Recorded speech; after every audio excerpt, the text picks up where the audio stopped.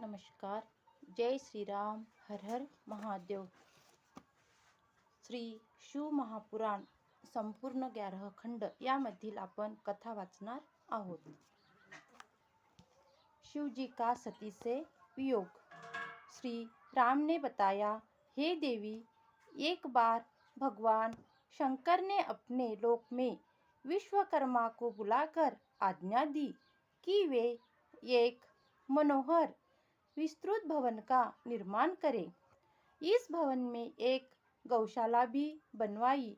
फिर उस भवन में ब्रह्मा, इंद्र आदि देवताओं, देवियों, ऋषियों, मुनियों, अप्सराओं आदि को बुलाकर उनसे वस्तुओं का संग्रह करवाया. नागों की 16 कन्याओं ने मंगलाचार गीत गाए. संगीत तज्ञों ने वीणा, मृदंगादि बाजे बजाए. राज्याभिषेक की सभी तैयारी पूर्ण करके उत्तम मुहूर्त में भक्तिपूर्वक दिव्य सिंहासन पर विष्णु जी को बैठाकर अभिषेक किया. शिवजी ने स्वयं विष्णु जी के सिर पर मुकुट बांधा और उन्हें अखंड ऐश्वर्य प्रदान किया.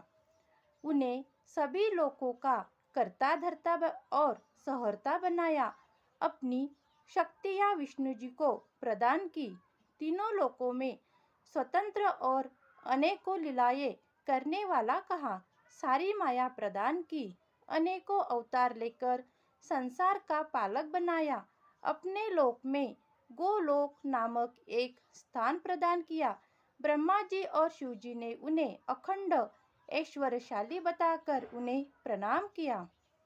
उस समय भगवान विष्णु गोप वंश धारण करके गोप गोपियों को और गायों के स्वामी बने.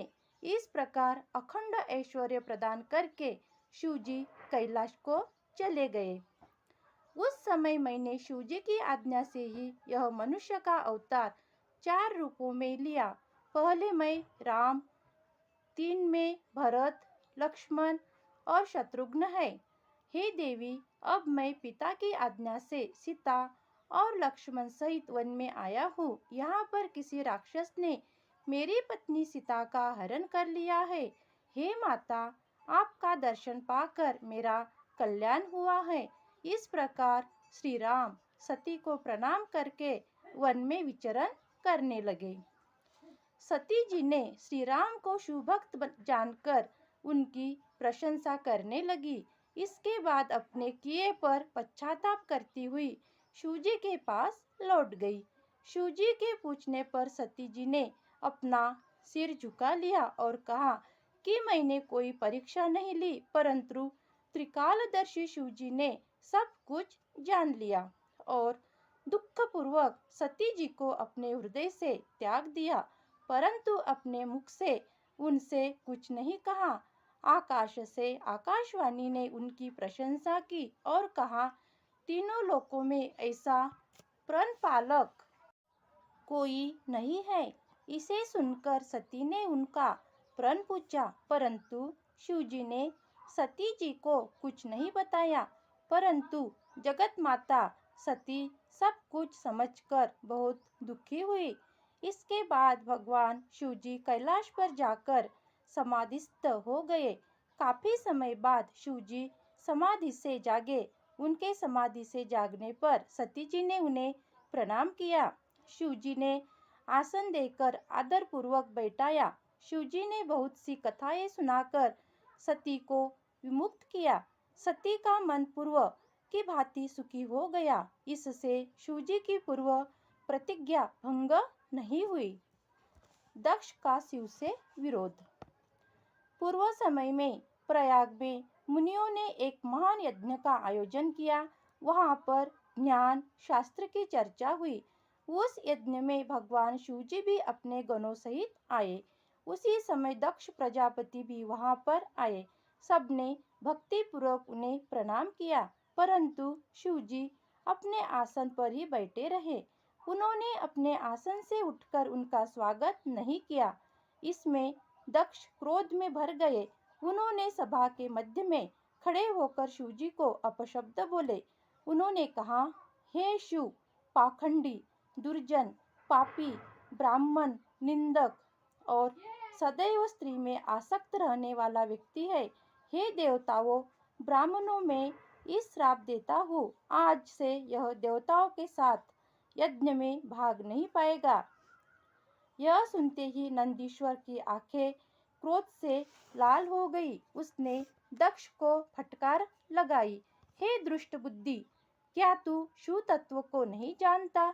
अरे दुर्बुद्धि, इन भृगु आदि ऋषियों के मध्य में भगवान शंकर का तूने उपहास किया है, इसीलिए मैं तुझे शिवजी के प्रभाव से श्राप देता हूँ कि तुम सब ब्राह्मण वेद का वास्तविक अर्थ न समझकर केवल वाद विवाद पर ही विश्वास करोगे।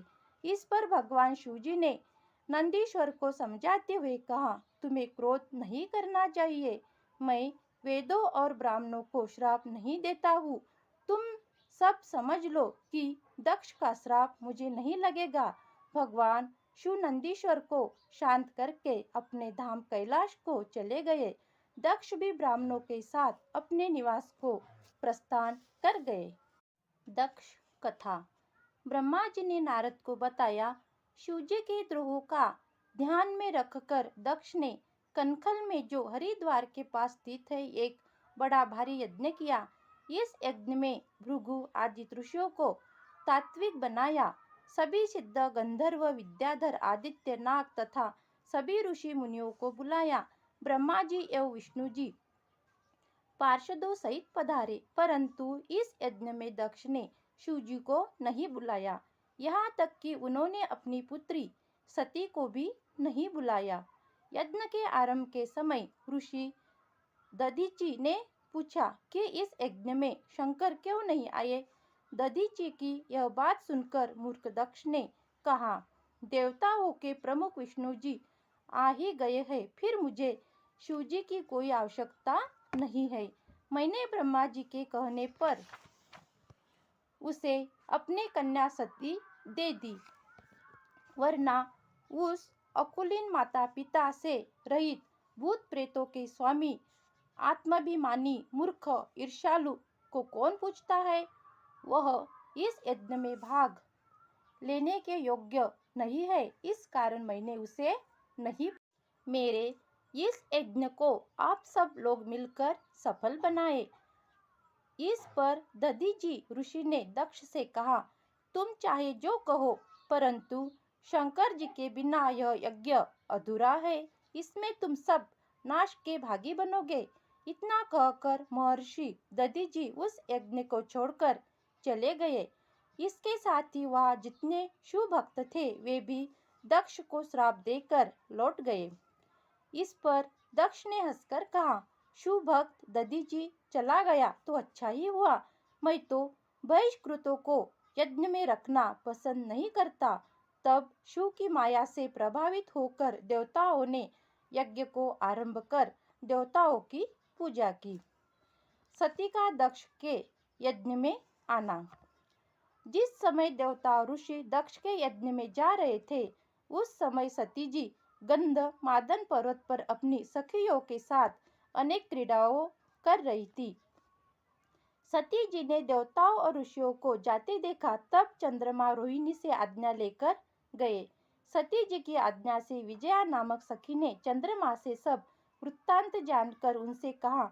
सती ने भगवान शंकर से कहा, हे प्राणेश्वर, मेरे पिता एक बड़ा भारी यज्ञ कर रहे हैं, उसमें आपको क्यों नहीं निमंत्रित किया गया? सब कार्य छोड़कर आप मेरी प्रार्थना पर मेरे साथ पिता के यज्ञ में चलने की कृपा करें, क्योंकि संबंधियों के यहाँ प्रेम बढ़ाने के लिए समय पर उनके पास जाना चाहिए। शिव जी बोले, हे देवी, तुम्हारे पिता दक्ष मुझसे वैरभाव रखते हैं, इसी वजह से उन्होंने तुम्हें भी नहीं बुलाया। परंतु बिना बुलाए कहीं जाना नहीं चाहिए। बिन बुलाए मेहमानों को मरण तुल्य अपमान सहन करना पड़ता है।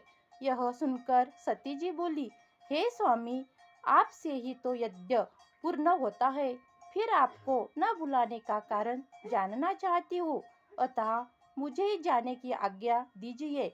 सती का हठ देखकर शिवजी ने उन्हें नंदी वृषभ पर बैठाकर वस्त्राभूषण से अलंकृत करके 60,000 गणों के सहित भेज दिया।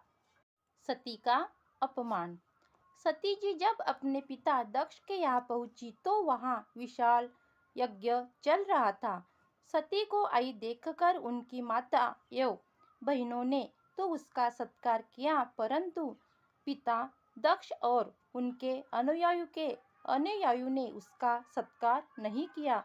फिर भी सती ने समान भाव से सबको नमस्कार किया।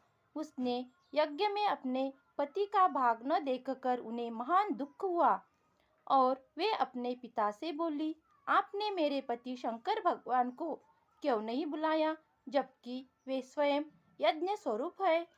उनके बिना आपने यज्ञ कैसे प्रारंभ कर लिया? क्या आप उन्हें एक साधारण देवता समझती है? यह तो उनका घोर अपमान है। ब्रह्मा विष्णु और संकेत करके उनसे पूछा, आप लोग उनके बिना यज्ञ में कैसे चले आए? दक्ष ने क्रोधित होकर कहा, हे पुत्री, तू यहाँ बिना बुलाए क्यों चली आई? अब तू यहाँ रह या चाहे चली जा, तुझसे मेरा कोई संबंध नहीं है। तेरा पति भूत प्रेतों का स्वामी है, जो वेद के अनुसार बहिष्कृत, अकुलीन और अमांगलिक है, इसलिए मैंने तेरे पति को नहीं बुलाया। यह सुनकर सती बोली, जो व्यक्ति भगवान शिव जी की निंदा करता है या सुनाता है, दोनों ही नरक के वासी बनते हैं। इतना कहकर सती जी ने अपना शरीर योग द्वारा भस्म कर दिया। सती का देह त्यागना। जब सती ने योग द्वारा अपना शरीर त्याग दिया तो चारों ओर हाहाकार मच गया। उधर सती के द्वारा अपने प्राण छोड़ते ही उनके साथ आए गणों ने हाथों में शस्त्र उठाकर मार काट मचाने लगे। सब दिशाओं में प्रलय का दृश्य उपस्थित हो गया। उनके साथ आए 60,000 गणों में से 20,000 तो स्वयं ही शोक में व्याकुल होकर समाप्त हो गए। भृगु ऋषि ने इसके निवारण हेतु आहुतियां प्रदान की। इससे त्रुतु नामक बहुत से असुर उत्पन्न हो गए। उन्होंने शंकर जी के गणों से युद्ध प्रारंभ कर दिया। उन्होंने भगवान शिव के गणों की शक्ति क्षीण कर दी। यह दृश्य देखकर आकाशवाणी हुई कि हे मूर्ख दक्ष, तूने बड़ा अनर्थ कर डाला है। तूने स्वतः आई अपनी पुत्री का अपमान कर डाला। तुझे तो शंकर जी और सती का पूजन करना चाहिए था। यह तो आनंदी अनादि शक्ति जगत की सृष्टा और कल्पांत में सहारिका है। इस प्रकार भगवान शंकर ही सबके स्वामी और कल्याण करता है। उनके दर्शन मात्र से ही संपूर्ण यज्ञों का फल प्राप्त हो जाता है। तूने उनका सत्कार नहीं किया, इसी कारण तेरा यज्ञ नष्ट हो गया। हे दक्ष प्रजापति, शिवजी की पूजा किए बिना तेरा कल्याण संभव नहीं है। शिवजी के विमुख होने पर कोई भी देवता तेरी सहायता नहीं कर सकता। वीरभद्र और महाकाली की उत्पत्ति। आकाशवाणी सुनकर सभी देवता और मुनि आश्चर्य करने लगे, परंतु शिवजी की माया से किसी के मुख से एक भी शब्द न निकला। इधर भृगु द्वारा उत्पन्न असुरों ने जब मार काट प्रारंभ कर दी तो शिवजी के गण भगवान की शरण में जाकर उन्हें माता सती के शरीर को त्यागना और शुद्ध का सब वृत्तांत और युद्ध का सब वृत्तांत कहा। यह समाचार सुनकर शिवजी के क्रोध की कोई सीमा न रही। उन्होंने अपनी एक जटा उखाड़कर उसे पर्वत पर दे मारा। इससे उसके 2 टुकड़े हो गए। उससे प्रलय काल की ज्वाला के समान भयंकर आवाज के साथ वीरभद्र और महाकाली प्रकट हुई। वीरभद्र ने हाथ जोड़कर शिवजी को प्रणाम किया और उनसे पूछा, मेरे लिए क्या आज्ञा है? यदि आपकी आज्ञा हो तो मैं क्षण भर में ही समुद्र को सोख लूं, पर्वतों को भस्म कर डालूं, ब्रह्मांड को भस्म कर दूं या देवताओं और मुनीश्वरों को भस्म कर दूं। तब भगवान शंकर ने वीरभद्रा को आशीर्वाद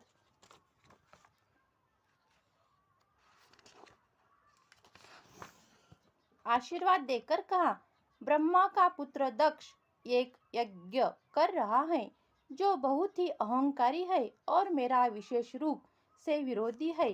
तुम्हें उसके यज्ञ को विध्वंस करना है। उस यज्ञ में शामिल देवता, गंधर्व, यक्ष आदि कोई बचने न पाए। विश्व देवा आदि तुम्हारी स्तुति करेंगे, परंतु तुम उन्हें भी मारकर मेरे पास ले आना। दक्ष को तो पत्नी सहित तिलांजलि देकर आना। वीरभद्र शिवजी को प्रणाम करके दक्ष के यज्ञ को विध्वंस करने चल दिया। शिवजी ने वीरभद्र के साथ अनेक गणों को भेजा। वीरभद्र शिवजी के समान रूप धारण कर रथ पर आरूढ़ होकर चल पड़ा। वह 100 हाथ लंबा था। उसमें 10,000 सिंह जुटे हुए थे। इसके साथ ही काली, कात्यायनी, ईशानी, चामुंडा, मुंडमर्दिनी, भद्रकाली, भद्र बलि और वैष्णवी इन 9 दुर्गाओं ने भी दक्ष को मारने के लिए अपने गणों के साथ प्रस्थान किया।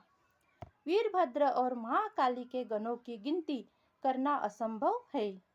64,000 करोड़ तो शिवजी के गण थे। उस समय शंख, भेरी, जटाहर आदि के नाना शब्द करके बाजे बजने लगे। उस यात्रा के प्रस्थान में अनेकों प्रकार के शुभ शकुन होने लगे। जब वीरभद्र यज्ञ को नष्ट करने हेतु चले तो दक्ष और वहां आए देवताओं के लिए अपशगुन होने लगे। दक्ष की बाई आंख, बायां हाथ, बाई जंघा फड़फड़ने लगी। पृथ्वी पर भूकंप आया तथा दिशाएं मलिन हो गई। सूर्य में काले धब्बे दिखाई देने लगे। बिजली और अग्नि के समान नक्षत्र गिरने लगे। हजारों की संख्या में गिद्ध दक्ष के सिर पर मंडराने लगे। यज्ञ का मंडप गिद्धों की छाया से ढक गया। गिद्धड़ भयंकर आवाज करने लगे। सब दिशाओं में अंधकार फैल गया। विष्णु आदि देवता भी भय से कांपने लगे। उस समय आकाशवाणी हुई, हे दक्ष, तू महापापी एवं मुंड है, तुझे धिक्कार है। अब तुझे महान दुख उठाने पड़ेंगे। तेरे कारण यहाँ उपस्थित इन देवताओं को भी महान कष्ट सहन करने पड़ेंगे। इस तरह अपशकुनी से तथा आकाशवाणी के द्वारा भयभीत होकर दक्ष विष्णु जी के पास जाकर उनकी स्तुति करने लगा। दक्ष को शिवोपदेश। दक्ष विष्णु जी से बोला, मुझे बड़ा डर लग रहा है। हे प्रभु, आप यज्ञ स्वरूप है, आप जैसे भी हो इस यज्ञ की रक्षा कीजिए। विष्णु जी ने उसे समझाया, हे दक्ष, तुमने शिवजी से वैर क्यों मिला दिया? यह उसी का फल है। पूज्य जनों का अपमान करने से पग पग पर आपत्तियां आ सकती है। अब भी समय है, तुम प्रसन्नता पूर्वक शिवजी की पूजा करो। तुम्हारी इस अनीति के कारण मेरा भी प्रभाव क्षीण हो गया है। विष्णु जी के इस प्रकार समझाने पर दक्ष का मुंह उतर गया और वह चुपचाप पृथ्वी पर बैठ गया। उसी समय वीरभद्र अपनी सेना सहित वहां पहुंच गया। उसकी सेना से सभी दिशाएं व्याप्त हो गई। पृथ्वी, समुद्र आदि सब कांपने लगे। उस भयंकर दृश्य को देखकर दक्ष अपने मुख से क्रुधिर की उल्टियां करने लगा।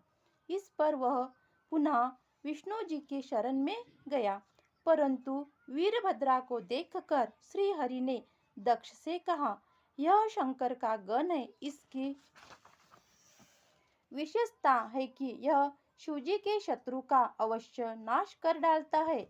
इसे कोई भी नहीं रोक सकता। यह निसंदेह तुम्हारे साथ मेरा भी नाश जरूर करेगा। शिवजी की आज्ञा के बिना मैं जो तुम्हारे यज्ञ में पधारा हूँ, इस कारण मुझे भी डर लगने लगा है। इसे रोकने की शक्ति मेरे अंदर नहीं है। मेरे सुदर्शन चक्र का इस पर कोई प्रभाव नहीं पड़ेगा। यदि हम यहाँ से भागे तो यह वीरभद्रा अपने आकर्षण से हमें खींच लेगा। इसके शस्त्रों की गति आकाश, पाताल, पृथ्वी सब जगह एक सी है। विष्णु जी अभी यह कह ही रहे थे कि वीरभद्र अपनी सेना सहित यज्ञ मंडप में प्रवेश कर दिया। वीरभद्रा के आने पर इंद्र ने विष्णु आदि का परिहास कर उससे युद्ध प्रारंभ कर दिया। इंद्र का शिवगणों के साथ घोर संग्राम हुआ। भृगु जी ने दक्ष के संतोष के लिए शिवगणों का उच्चाटन कर दिया। इससे भूत, पिशाच, प्रेत आदि पराजित होकर भागने लगे। ऐसा देखकर महापराक्रमी वीरभद्रा ने उनसे युद्ध किया और देवताओं आदि को अपने त्रिशूल से घायल कर दिया। देवों की भयंकर पराजय हुई। वीरभद्रा ने इंद्र आदि देवों से कहा, हे इंद्र, हे अग्नि, हे सूर्य, चंद्रमा, कुबेर आदि देवों, तुम इस यज्ञ में क्यों आए हो? तुम्हें इसका परिणाम भुगतना ही पड़ेगा। इसके पश्चात इंद्र व वीरभद्रा में भयंकर युद्ध होने लगा।